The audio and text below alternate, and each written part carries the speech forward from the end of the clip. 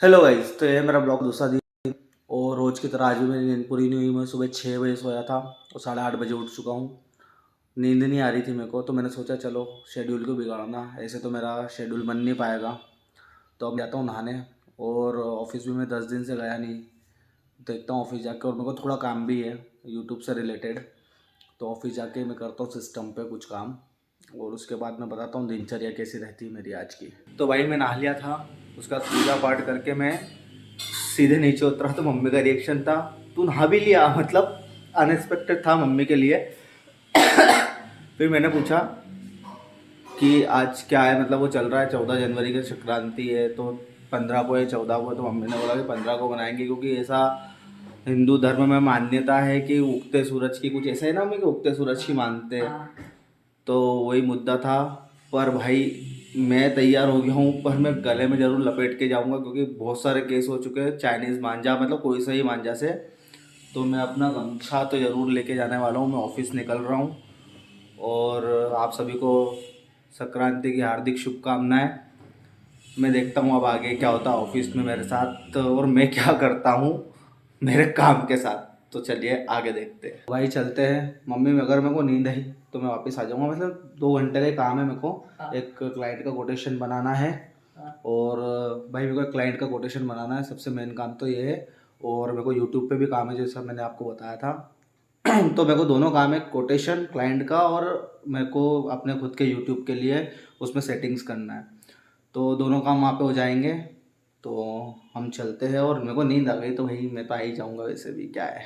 तो गाइज़ मैं ऑफिस आ चुका हूँ। मैंने जैसा बोला था ये लपेट के मैं आया हूँ, ताकि इससे सेफ्टी रहे। और ये पीछे देखो, इस बिल्डिंग में है मेरा ऑफिस। तो चलो आपको ऑफिस बताता हूँ कैसा है।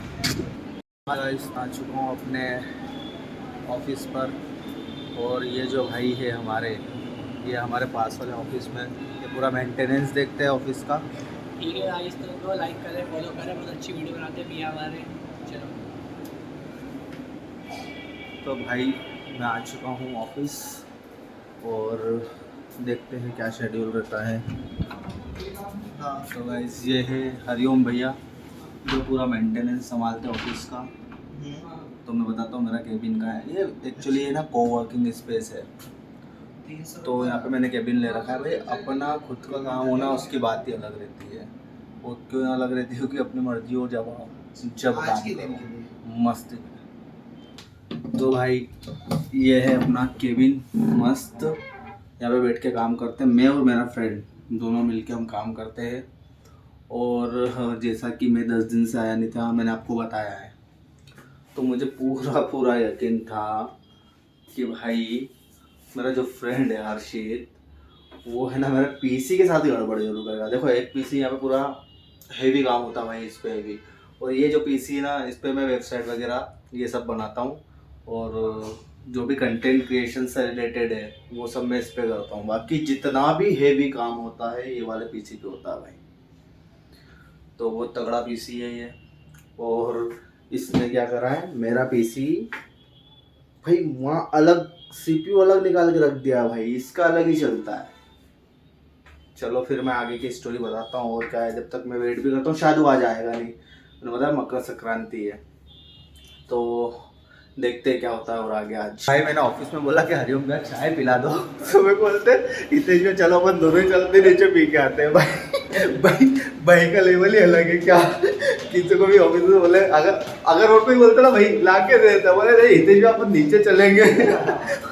आप तो नीचे चलो चाय पियेंगे भाई। तो ये है हरिओम भैया भाई, पूरा ऑफिस संभालते हैं हमारा।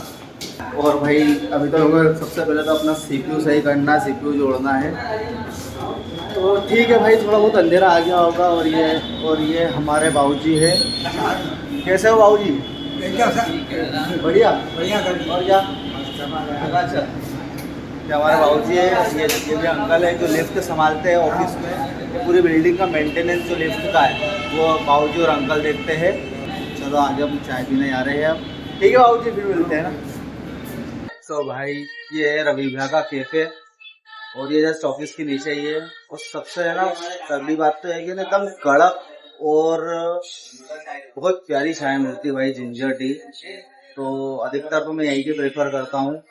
और ये हमारे रवि भाई जो इस फुल कैफे के ओनर है। ये साहेब भाई कैफे, मतलब ये डबल स्टोर है, ऊपर नीचे दोनों तरफ है। तो आपको जहाँ बैठना हो वहाँ बैठो।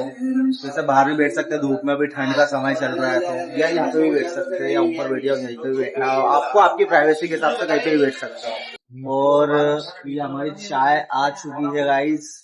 ये देखो भाई क्या है कि दिख रहा है आपको, वहाँ रख दिया मेरा सीपीयू उसने। अब ये मेरे सब वायर फैले पड़े हैं, तो मैं सेटअप कर लेता हूँ अपना पूरा का पूरा कंप्यूटर टेबल वगैरह सब साफ वाफ करके फिर वर्क स्टार्ट करते हैं भाई तुमको एक जादू बताऊँ जो मैंने अपने इसमें कर रखा है पीसी में। तो देखो मैं तुमको बताता हूँ, ये मैं क्रोम खोलूँगा ना भाई, तो देखो इस पर क्या लिखा हुआ था, अनफिल्टर हितेश।